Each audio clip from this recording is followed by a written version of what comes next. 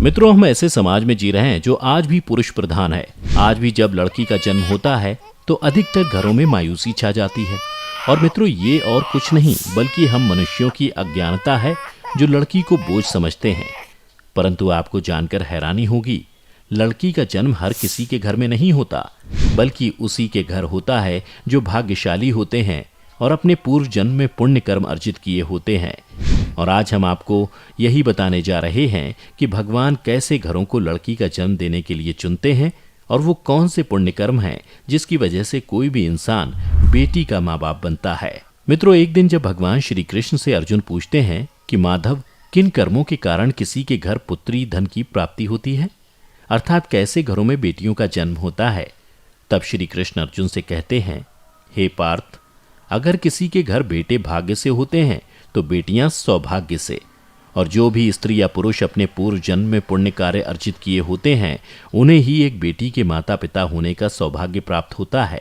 इतना ही नहीं, बेटियों के जन्म के लिए उन्हीं घरों को चुना जाता है जो बेटियों का भार सहन कर सकें, क्योंकि तीनों लोकों में स्त्री अर्थात बेटियां ही ऐसी होती हैं जिसका भार हर कोई सहन नहीं कर सकता।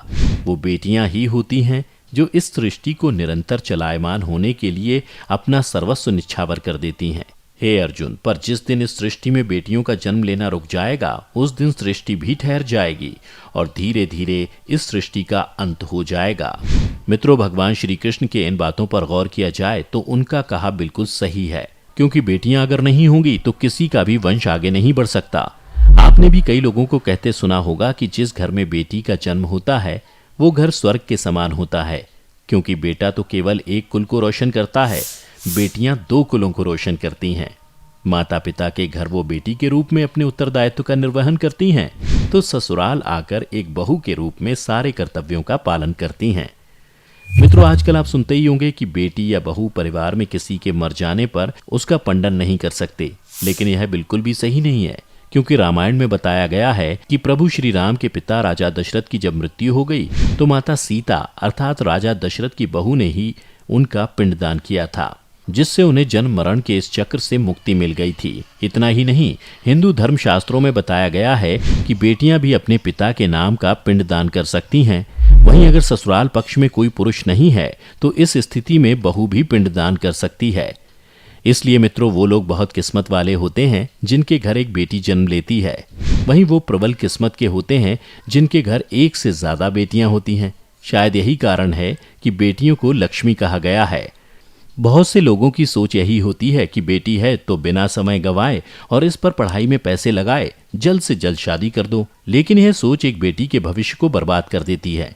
जरा सोचिए, एक बच्ची के मन में कितने सपने होते हैं कि उसे कुछ करना है, लेकिन यह सपने सिर्फ सपने ही रह जाते हैं। इसलिए अपनी बेटियों को सपने पूरे करने देना चाहिए। उन्हें जीवन में हर वो खुशी दें जो उन्हें मिलनी चाहिए। एक बेटे से ज्यादा एक बेटी हमेशा अपने माता पिता के लिए सोचती है। माता पिता को प्यार और अपनापन बेटी ही दिखा सकती है। बेटी के जन्म को एक जश्न की तरह मनाना चाहिए। माता पिता को बेटी को हमेशा एहसास दिलाना चाहिए कि वह कितनी खास है। मित्रों, बेटी कभी भी बाप पर बोझ नहीं होती, वो सिर्फ अपने और अपने परिवार की किस्मत बनाने के लिए जन्म लेती है। एक कथा के अनुसार दो मित्र लंबे समय के बाद एक दूसरे से मिले। एक दोस्त ने दूसरे से उसका हाल पूछा तो जवाब में उसने कहा कि मेरे हाल तो एकदम बढ़िया है, और हो भी क्यों ना, मेरे दो बेटे जो हैं। तभी वो अपने दोस्त से पूछता है कि तेरे घर में कितने बच्चे हैं। दोस्त खुशी के साथ बताता है कि मेरे घर में दो बेटियां हैं। उसका दोस्त भगवान का शुक्रिया अदा करता हुआ कहता है कि मैं धन्य हूं, मेरे घर बेटियां नहीं। यह सुनकर बेटियों के पिता की आंखों में आंसू आ गए। तभी उसकी बेटी पिता के मित्र से कहती है कि अंकल, भगवान हमेशा भाग्यवान को ही बेटी देते हैं, कभी गरीब को बेटी के रूप में माता लक्ष्मी नहीं देते। मित्रों, भगवान उसी को पुत्री का सुख देते हैं जिसके अंदर पालने की सामर्थ्यता होती है, जो गरीब होकर भी अपनी बेटी को पाल सकता है। एक बार स्वामी विवेकानंद वैष्णो देवी की सीढ़ियां चढ़ रहे थे। बगल से एक किसान अपनी बेटी को कंधे में बिठाए चढ़ाई चढ़ रहा था। तभी स्वामी विवेकानंद ने कहा कि बाबा, आपकी बेटी का बोझा आपको लग रहा होगा, इसको मैं उठा लेता हूँ और माता वैष्णो के दरबार तक लिए चलता हूँ। तब किसान ने स्वामी विवेकानंद से कहा कि बेटी कभी भी बाप के कंधे पर बोझ नहीं होती।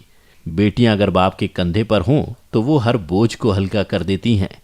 मित्रों, बेटियां कभी भी धन की भूखी नहीं होती, वो सिर्फ मान और सम्मान की भूखी होती हैं। अब सोचने वाली बात है कि कौन से कर्म के बाद आप किसी के घर लड़की के रूप में जन्म लेते हैं और उनके घर के लिए लक्ष्मी का रूप साबित होते हैं। गरुड़ पुराण में बताया गया है कि जब आत्मा को नया जन्म मिलता है तब आत्मा को उस शरीर के अनुसार व्यवहार में ढलकर अपने कर्म करने होते हैं। शरीर के जरिए कर्म करके ही एक आत्मा अपने जन्म के उद्देश्य को सार्थक भी बना सकती है और निरर्थक भी। यदि कोई पुरुष महिलाओं का आचरण करता है, स्वभाव में महिलाओं वाली आदतें ले आता है या वही काम करना चाहता है जो एक महिला को करना चाहिए, तो ऐसे पुरुषों की आत्मा अगले जन्म में स्त्री का शरीर धारण करती है। वहीं गरुड़ पुराण में बताया गया है कि यदि कोई व्यक्ति मृत्यु के अंतिम क्षण में किसी स्त्री को याद करते हुए प्राण त्यागता है तो वो अगले जन्म में स्त्री के रूप में जन्म लेता है। वहीं अगर वो अंतिम क्षण में परमेश्वर का नाम लेता है तो वो मुक्ति के मार्ग पर अग्रसर हो जाता है। तो मित्रों, आज की इस वीडियो में बस इतना ही। हम उम्मीद करते हैं कि हमारी वीडियो के जरिए आपको जानकारी मिल गई होगी। हमें कमेंट करके ज़रूर बताएं कि आपको वीडियो कैसी लगी। अगर ये वीडियो पसंद आई हो तो इसे लाइक और शेयर ज़रूर कीजिएगा। अगर आपने हमारे चैनल को सब्सक्राइब नहीं किया है तो ज़रूर करिए। इसके साथ ही मुझे दें इजाज़त, और हाँ, वीडियो को अंत तक देखने के लिए आपका बहुत बहुत धन्यवाद।